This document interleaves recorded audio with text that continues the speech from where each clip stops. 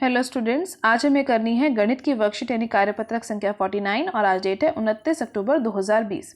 आज की हमारी वर्कशीट का टॉपिक है बेटा वृत्त का परिमाप और क्षेत्रफल। लास्ट वर्कशीट जो आपने करी थी वहां पर आपने चैप्टर जो था वृत्त खत्म किया था। आज हम एक नया चैप्टर शुरू कर रहे हैं वृत्त का परिमाप और क्षेत्रफल। आज की वर्कशीट की वीडियो अगर आप इंग्लिश मीडियम में देखना चाहते हैं तो डिस्क्रिप्शन बॉक्स में उसका लिंक दिया गया, आप उसे वहां से देख सकते हैं। तो चलो शुरू कर लेते हैं आज की वर्कशीट। सबसे पहले बेटा आपको याद होगा कि वृत्त के परिमाप का क्या फॉर्मूला होता है, सूत्र होता है, और क्षेत्रफल का क्या सूत्र होता है। जब भी आपको परिमाप निकालना था तो आप क्या सूत्र का इस्तेमाल करते थे? 2πr। फॉर्मूला यही होता था ना परिमाप निकालने का। और क्षेत्रफल निकालने का फॉर्मूला क्या होता था वृत्त के लिए यानी सर्कल के लिए? πr²। वृत्त ये बना हुआ है। आर किसको बोलते थे? त्रिज्या को, यानी केंद्र से वृत्त तक की दूरी को हम त्रिज्या बोलते थे, जिसको हम आर से दर्शाते थे। तो अब आपको याद आ गया परिमाप और क्षेत्रफल क्या होता था। अब इसके बाद बेटा यहाँ पर एक क्रियाकलाप दिया गया है, यानी एक एक्टिविटी करने को बोली गई है, जिससे कि हम निकाल पाएंगे पाई का मान। पाई आप देख पा रहे थे ना, अभी आपने फॉर्मूला में देखा था। और उसी के माध्यम से हम उसकी परिधि या फिर जिसको हम परिमाप बोलते हैं वो ज्ञात करेंगे। तो चलो देख लेते हैं। हमें बोला गया है बेटा, आपको पहले से पता है सरकमफ्रेंस, जिसको सी से मैं दर्शाती हूँ, वही मेरा इसका परिमाप या परिधि होता है। इसका फॉर्मूला वृत्त के लिए क्या होता है? पाई डी का। इसके साथ साथ और करके एक फॉर्मूला और आपको पता है 2πr भी इसी का फॉर्मूला होता है। तो अगर मैं बेटा यहाँ से पाई का मान निकालना चाहूँ तो पाई का मान क्या मेरे पास मिल जाएगा? पाई का मान मेरे पास आएगा c/d, यानी परिमाप या फिर जिसको परिधि बोलते हैं बटा डायमीटर यानी कि व्यास। तो देखिए यही यहाँ पर लिखा गया है। सबसे पहले बेटा देख लीजिए कि पाई क्या चीज़ है। पाई एक यूनानी अक्षर है और जिसको इस तरीके से पाई के रूप में लिखा या पढ़ा जाता है।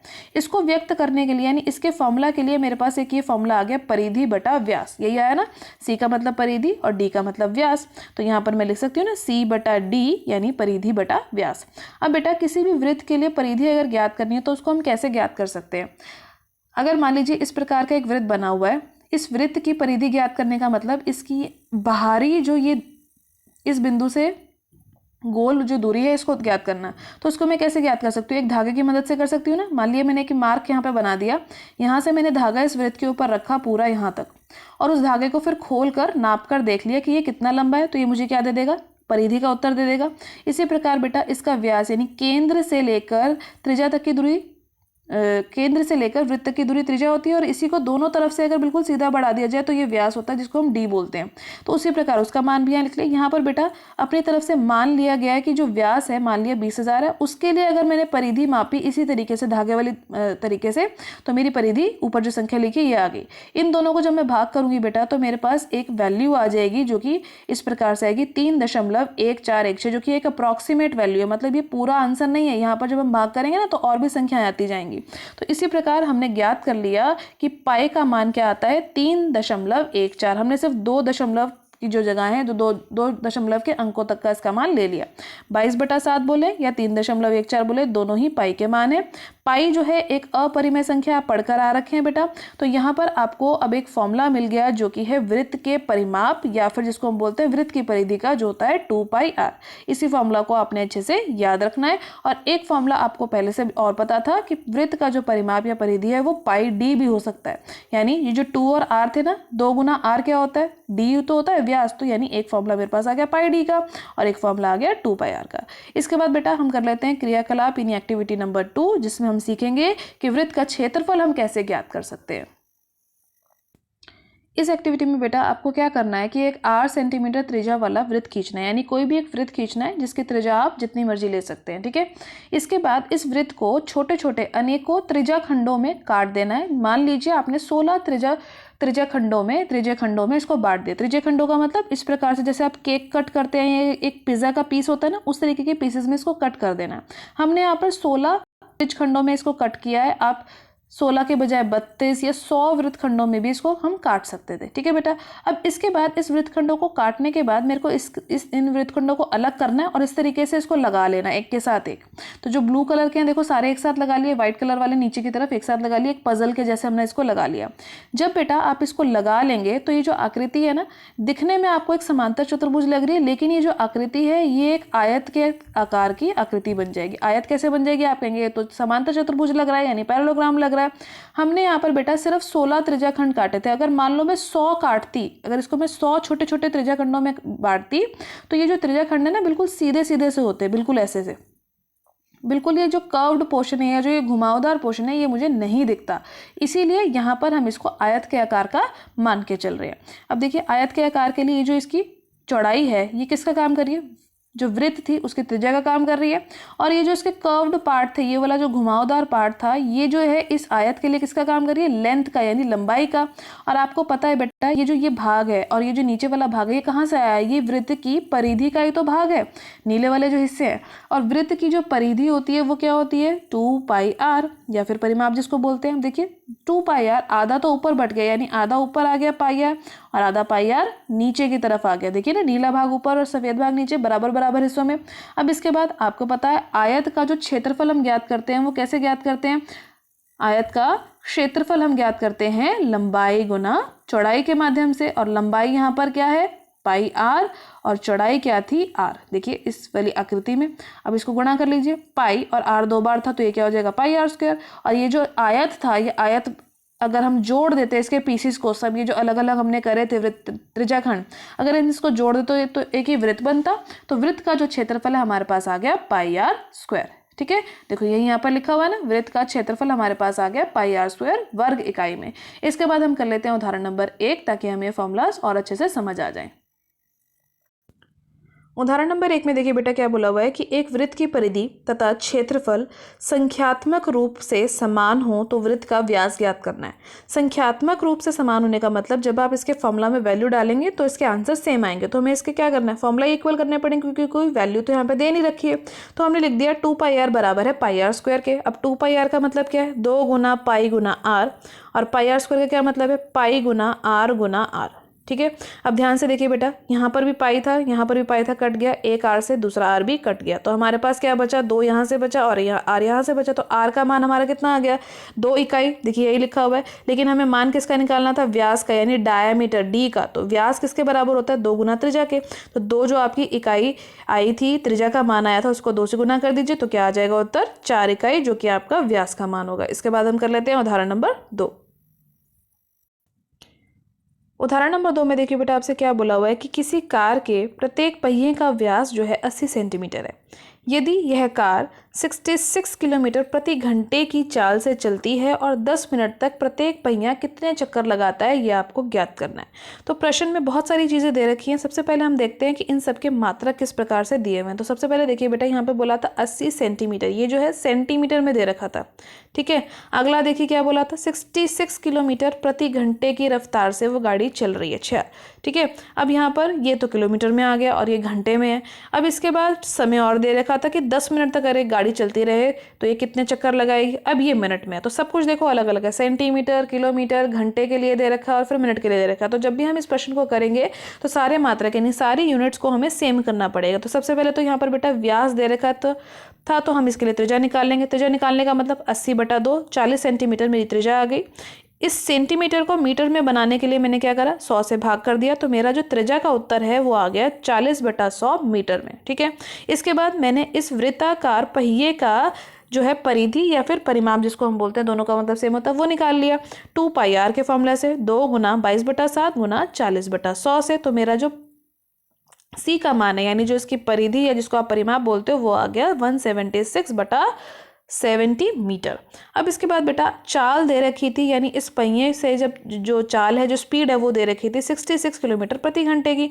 अब किलोमीटर प्रति घंटे को मीटर पर सेकंड में हमने बदल लेना है। ठीक है, देखो किलोमीटर प्रति घंटा दे रखा था, मीटर प्रति सेकंड में बदलने के लिए इसको गुणा कर देते हैं 5/18 से। ऐसा ही क्यों किया, क्योंकि किलोमीटर को मीटर में बदलने के लिए 1000 से गुणा करनी पड़ती है और घंटे को सेकंड में बदलने के लिए 3600 से भाग करना पड़ता है। ठीक है, तो 2 0 से 2 0 कट गए, ये जाएगा 5 पे और ये जाएगा 18 पे, 2 के पहाड़े में। तो 5/18 आ गया, इसी से गुणा करिए ना। देखो तो जब आप गुणा कर लेंगे तो आपका उत्तर आ जाएगा 55/3 मीटर पर सेकेंड।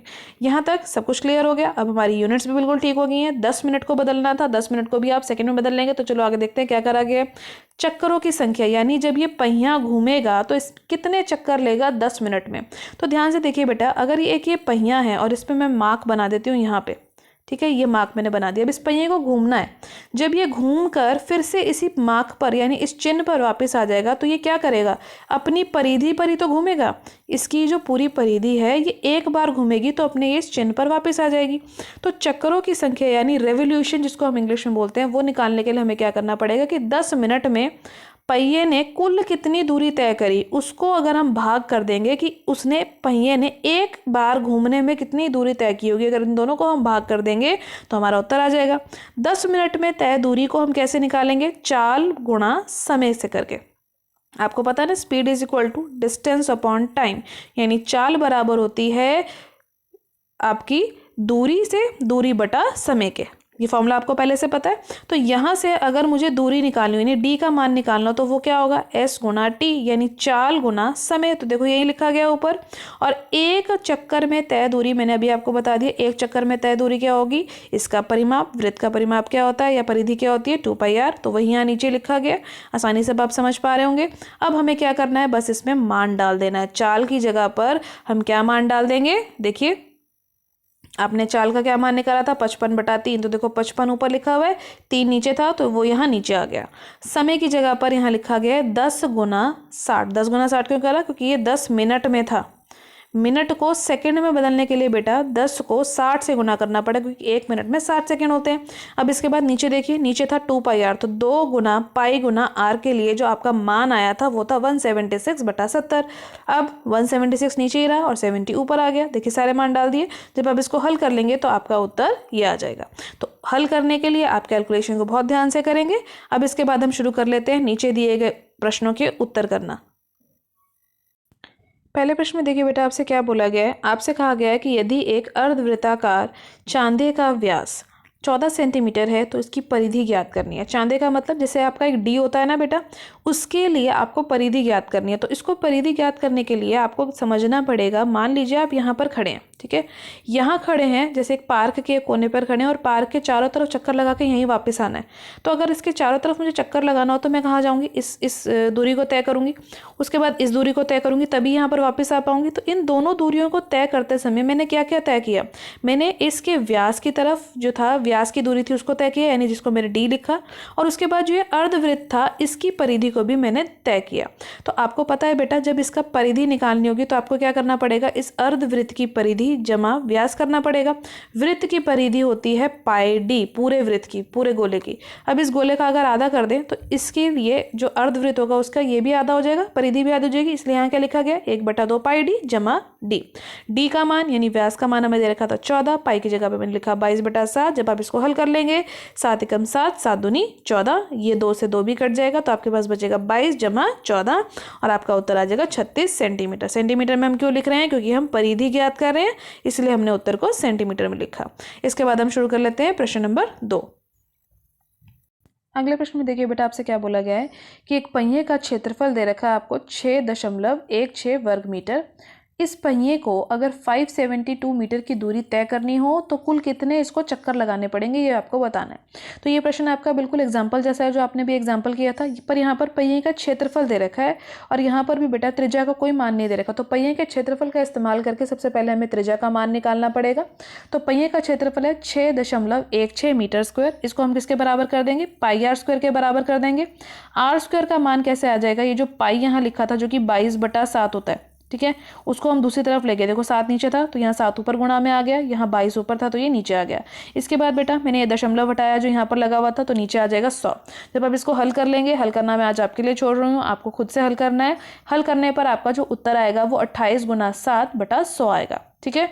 इसको करने के बाद बेटा ध्यान से देखिए, आप 28 को कैसे लिख सकते हैं, 7 गुना 4, और एक 7 तो ऑलरेडी यहाँ पर लिखा हुआ था गुणा में, और इस 4 को कैसे लिख सकते हैं, 2 गुना 2 लिख सकते हैं। तो इसी तरीके से लिखा जाएगा ना, देखो। और 100 क्या होता है, 10 गुना 10। तो आर स्क्वायर का मान आपके पास क्या आ गया, 7 गुना 2/10 का वर्ग, और आर का मान आपके पास आ गया 14/10। इसके बाद बेटा ये फॉर्मूला आप याद रखेंगे कि कभी भी इस तरीके से चक्कर की संख्या निकालनी होगी कि अगर कोई वृत्त है उसके चक्कर लगाए जा रहे हैं, उसको घुमाया जा रहा है, तो उसकी संख्या कैसे निकाली जाएगी, उस के चक्कर लगाने पे कुल कितनी दूरी तय हो रही है, और एक चक्कर लगाने में वह जो वृत्त है या जो पहिया है वो कितनी दूरी तय कर रहे हैं, इन दोनों को भाग करना पड़ेगा। तो कुल कितनी दूरी है ये आपको दे रखा था कि पहिया जो है कितनी दूरी तय करता है, 572 यानी 572 मीटर की दूरी तय करता है, और एक चक्कर में वो कितनी दूरी तय करेगा, मैंने अभी आपको पहले भी समझाया था। अगर एक वृत्त है और उसको एक चक्कर लगवाना है तो एक चक्कर में वो अपनी परिधि की जितनी दूरी तय करेगा। तो परिधि क्या होती है, 2πr। अब देखिए मान डाल दिया, सिर्फ हमने पाई की जगह पे 22/7 डालना था, 22 नीचे ही रहा और 7 ऊपर आ गया। आर की जगह पे 14/10 डालना था, ये वाला मान, तो 14 नीचे है 10 ऊपर है। जब आप इसको हल करेंगे तो आपका उत्तर आ जाएगा 65 चक्कर। इसका हल भी बेटा जो कैलकुलेशन है बहुत ध्यान से आप करेंगे और आपका आंसर आप चेक करेंगे कि 65 चक्कर आ रहा है या नहीं आ रहा है। ठीक है, अब इसके बाद हम शुरू कर लेते हैं प्रश्न नंबर 3। अगले प्रश्न में, तीसरे प्रश्न में देखिए बेटा आपसे क्या बोला गया है कि एक वृत्ताकार खेत है जिसमें कि बाड़ लगाने का जो कुल खर्चा है वो आता है 5,280 रुपये का, और यदि प्रति मीटर बाड़ लगाई जाती तो 24 रुपये के खर्चे के हिसाब से खर्चा जोड़ा गया है, और कुल जो खर्चा आया वो आया 5,280 का। इस खेत में अगर 0.50 यानी 50 पैसे प्रति वर्ग मीटर की दर से जुताई करानी है तो आपको बताना है कि कुल व्यय कितना आएगा। यानी एक वृत्ताकार बेटा इस प्रकार के वृत्त के आकार का एक खेत है।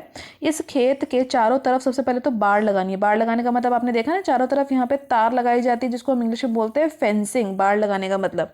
तो जब चारों तरफ बाड़ लगाई जाएगी तो यानी इसकी परिधि के जो अलॉन्ग है यानी परिधि के तरफ ही बाड़ लगाई जाती है ना, तो बाड़ लगाने का जो कुल खर्च है वो आपको पहले से दे रखा था। और ये खर्च आया कैसे होगा, इसकी परिधि को अगर प्रति मीटर बाड़ लगाने के खर्च से गुणा करा होगा तभी तो ये उत्तर आया होगा, क्योंकि 1 मीटर पर बाड़ लगाने का खर्चा जो है वो 24 रुपये का है। तो टोटल यानी कुल जो इसका हम दूरी देखें कि कितनी दूरी पे मुझे बाड़ लगानी है, तो वो तो मुझे पूरी परिधि पे लगानी है। तो पूरी परिधि को अगर मैं 24 से गुणा कर दूंगी तो मेरा उत्तर यही आना चाहिए 5,280।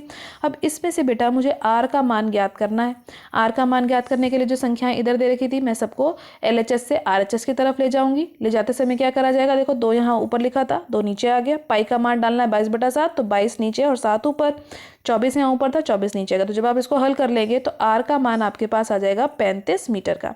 इसके बाद आपसे बोला गया है कि ये जो वृत्त के आकार का खेत है इसके अंदर जुताई करनी है। तो जुताई कहाँ की जाएगी, इसके अंदर की जाएगी ना, यहाँ पे अंदर जब इसको जुताई की जाएगी तो इस क्या बोलते हैं, इसको बोलते हैं हम क्षेत्रफल।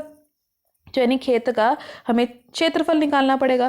क्षेत्रफल निकालते समय बेटा आपको फॉर्मूला ध्यान रखना है। क्या फॉर्मूला होता है, πr²। आर का मान डाल देंगे, 35 × 35 हो जाएगा, 7 × 7, 7 × 35। जब आप हल कर लेंगे तो आपका उत्तर आ जाएगा 3,850 मीटर स्क्वायर।